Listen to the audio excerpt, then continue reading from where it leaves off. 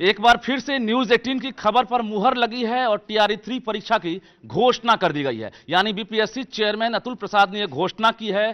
कह सकते हैं कि जाते जाते ये एक बार फिर से बड़ा इतिहास रचना चाह रहे हैं, क्योंकि इनका कार्यकाल खत्म हो रहा है और निश्चित रूप से एक बड़ी उपलब्धि हासिल करने के बाद क्या लग रहा है सर, टीआरई 3 की आपने कल्पना नहीं की होगी कि हमारे कार्यकाल में हम खुद इसी घोषणा कर पाएंगे?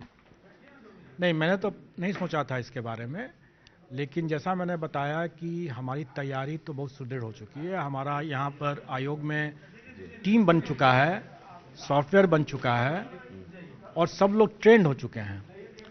अब हम लोग कोई भी चुनौती को सामना करने के लिए तैयार हैं। इसलिए टीआरई 3 हो, टीआरई 4 हो, 5 हो जी, या और भी कोई परीक्षा हो।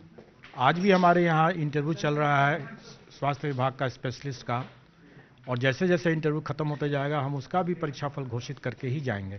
कैलेंडर की तारीख बदल गई। अगस्त की वजह जो है, अब मार्च में परीक्षा में ली जाएगी, तो एक बड़ा अचीवमेंट आयोग के लिए भी होगा और बड़ी चुनौती सरकार के लिए भी होगी। आयोग के लिए तो चुनौती है, लेकिन जैसे मैंने बताया कि अब हम लोग पूरी तैयार हैं। हम लोग कोई भी चुनौती होगा हम लोग उसको फेस करेंगे जी। सवाल ये है कि जिस प्रकार से डोमिसाइल को लेकर पिछले बार भी सवाल उठा था, इस बार क्या टीआरई 3 में डोमिसाइल लागू हो रहा है, ये जानकारी ली गई? देखिए, कोई भी नीतिगत निर्णय जो है वो सरकार लेगी। हमारे पास अभी इसके लागू करने की कोई सूचना नहीं है। अपियरिंग कैंडिडेट के लिए क्या कहेंगे, चूंकि स्टेट की बात होगी या बाकी जो डीएलएड है, सभी लोग इंतजार में हैं? देखिए, हमें इसके बारे में अभी विभाग से कोई निर्देश नहीं है, तो हम तो अपने पुरानी परिपाटी के रूप से ही करेंगे कि आवेदन की अंतिम तिथि तक उस जो भी अभ्यर्थी होंगे, जो भी आवेदक होंगे, उनको योग्य होना होगा, एलिजिबल होना होगा जी, नहीं तो हम नहीं लेंगे। अच्छा, ये जरा हम चाहेंगे तारीख के बारे में फिर से बता दें। आपकी फरवरी में क्या तारीख है फॉर्म फिलअप करने की, और एग्जाम कब से कब? अभी हम लोगों ने जो तय किया है उसके हिसाब से 10 फरवरी से 23 फरवरी तक आवेदन आमंत्रित किया जाएगा और 7 मार्च से 17 मार्च तक परीक्षा होगी। बिल्कुल, पिछले बार भी एक रिकॉर्ड आपने बनाया था रिजल्ट असमय जारी करके, इसलिए हम कह रहे हैं क्योंकि एक सप्ताह 10 दिन में अगर रिजल्ट जारी हो जाए इतनी बड़ी संख्या में अभ्यर्थियों के शामिल होने के बाद, इस बार क्या रिकॉर्ड ब्रेक करेंगे फिर? हाँ, लगता तो है हम लोग कर सकते हैं। होली है। देखिए, कोई भी चीज़ जो होता है उसके लिए प्रॉपर प्लानिंग और होमवर्क की ज़रूरत होती है जी, और वो हम लोगों ने कर रखा है और हमें उम्मीद है कि टीआरई 3 के समय में भी हम लोग इसको पहले से करके रखेंगे जी। इसलिए मेरा मानना है कि परीक्षा समाप्त होने के 15 दिन के अंदर में हम लोग रिजल्ट दे सकते हैं। तो प्रथम परीक्षा अगर 7 तारीख को है तो 22 के आसपास में हम लोग दे सकते हैं। क्वेश्चन का लेवल क्या होगा? चूंकि आपने कट ऑफ की बात की तो आपने कहा कि अभ्यर्थी जो होते हैं कट ऑफ खुद उन पर निर्भर करता है कि कितना जाएगा। इस बार क्या कहेंगे, क्या अंदाजा है आपका कि अभ्यर्थियों की संख्या, कट ऑफ या फिर क्वेश्चन का लेवल? अभी तो मैं कुछ भी नहीं कर सकता हूं उसके बारे में, क्योंकि कट ऑफ, बेशक कट ऑफ जो है वो अभ्यर्थी के प्रदर्शन पर और हमारे क्वेश्चन के जो स्तर है उस पर निर्भर करेगा, और अभी दोनों ही चीज अननोन है, इसलिए मैं इस विवाद में नहीं कर सकता कुछ भी। ये तो सर जानकारी मिल गई होगी कितनी संख्या में वैकेंसी आ रही है? नहीं, अभी हमें इसकी सूचना नहीं है। जब उसकी सूचना आएगी तो मैं निश्चित तौर पर उसको ही बताऊंगा। न्यूज 18 की तरफ से 3 ऑप्शन दिए जा रहे हैं, एक ऑप्शन क्लिक कर दीजिए सर। 50,000 से लेकर 60,000, 60,000 से लेकर 70,000, 70,000 से लेकर 80,000, 80,000 से लेकर 1 लाख। इसमें से नन ऑफ दीज तो नहीं है सर? मैं इसमें यह कहूंगा कि मोर देन 0, और इससे अधिक मैं कुछ नहीं बोल सकता हूं। चलिए, एक और सवाल सर, चूंकि सप्लीमेंट्री रिजल्ट, ये एक बड़ी संख्या होगी, छोटी संख्या नहीं है। मेरे ऑप्शन के आसपास है। आपका ऑप्शन तो बहुत विस्तृत है और उसमें तो कहीं ना कहीं तो वो फिट करेगा ही। गजब। सप्लीमेंट्री रिजल्ट को लेकर निराशा हाथ लगी।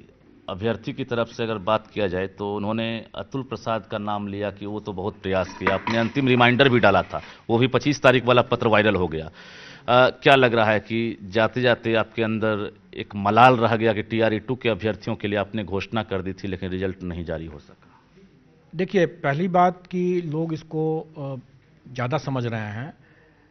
मैंने ये घोषणा किया था कि मैं इस पर काम कर रहा हूँ, मैंने ये नहीं घोषणा किया था कि किस तारीख को निकाल रहे हैं, किसका निकाल रहे हैं, कितनी संख्या में निकाल रहे हैं, ऐसी कोई घोषणा मैंने नहीं किया था।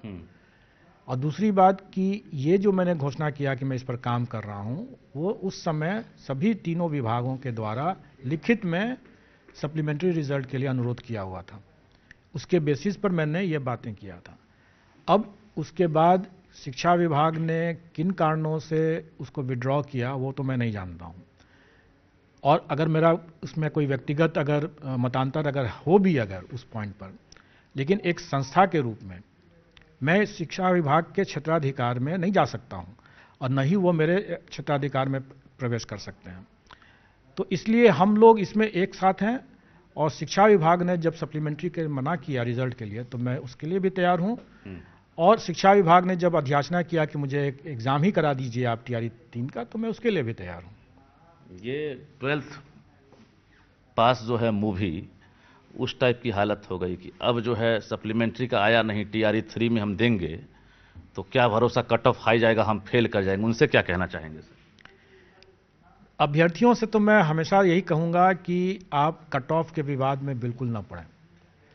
कट ऑफ का निर्धारण किसी एक अभ्यर्थी पर निर्भर नहीं करता है। हम कितना भी अच्छा पढ़ाई कर लें, लेकिन हमसे भी ज़्यादा अच्छा पढ़ाई करने वाले लोग हो सकते हैं।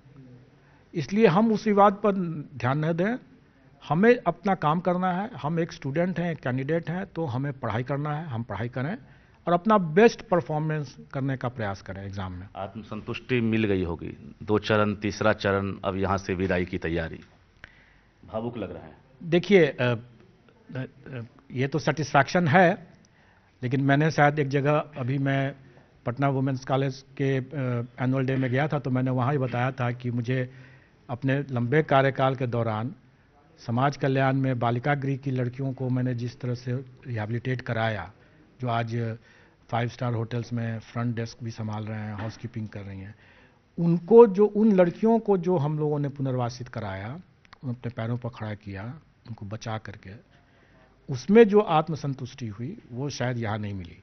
लेकिन इतना ज़रूर है कि यहाँ पर जो परफॉर्मेंस हम लोगों ने किया, ये अभी लंबे समय तक एक मील का पत्थर के रूप में रहेगा, और आने वाले समय में इससे लोग बेहतर ही करेंगे। बिल्कुल। तो बीपीएससी के चेयरमैन अतुल प्रसाद बात करते करते भावुक हो गए, क्योंकि ये महीना आखिरी है इनका बीपीएससी में, लेकिन जाते जाते इन्हें भी पता नहीं था कि टीआरई 3 की घोषणा ये खुद कर पाएंगे।